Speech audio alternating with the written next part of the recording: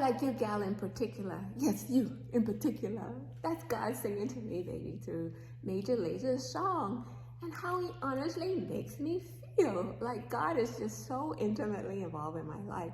Like under the tree today, I have a God tree, and I go to their God tree, and I ask God what he has to say, and he had me to watch this old video where I talked about when we had a little send-off brunch for my daughter Ember to go to Pace University in New York.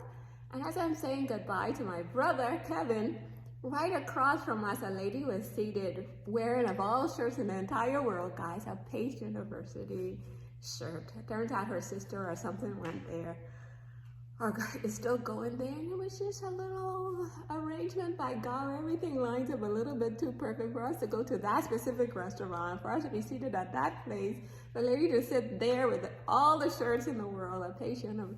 It was just God himself showing up to wish my daughter the best as she journeyed on to this Pace University. And that's the love of God, that he would arrange all of that just to let us know that his presence is with us. And those glimmers, guys, I hold on to those glimmers because this life gets hard and we need him, you know? And then another glimmer of his presence showed up when I was telling Marcy that Ember is working now at Nike in New York.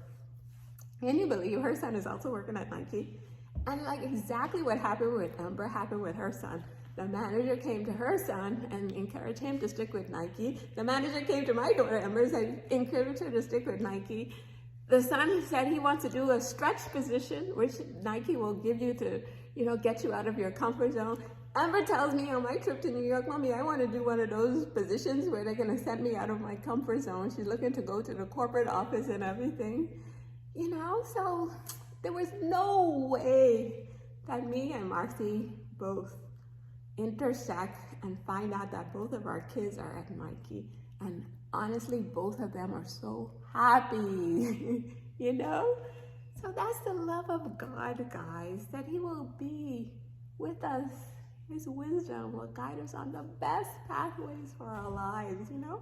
It was a big fight, let me tell you, to get Ember there at this Nike because her and her dad were teaming up against me that, oh, Ember should come back to Florida, Ember should live at the family home, and Ember should work at the family business. And I was like, I had to go and call Julie on the side. Julie, my other daughter, hey, Julie, Ember's not to come back to Florida. Please help me to have her spend the summer with you. And it was just me throwing Ember out of her comfort zone and saying, Ember, I need you to be, you know, able to be independent of us, not looking to us. Now Ember is soaring so high, so happy, guys, making her own money, taking care of herself. And that's just the guidance of God, guys, the wisdom that he gives us, you know? So when Ember and the dad talked about Ember coming back to the family business, I was like, no. And with God, guys, we can be strong, we can be tough, we can be courageous, we can take on anything.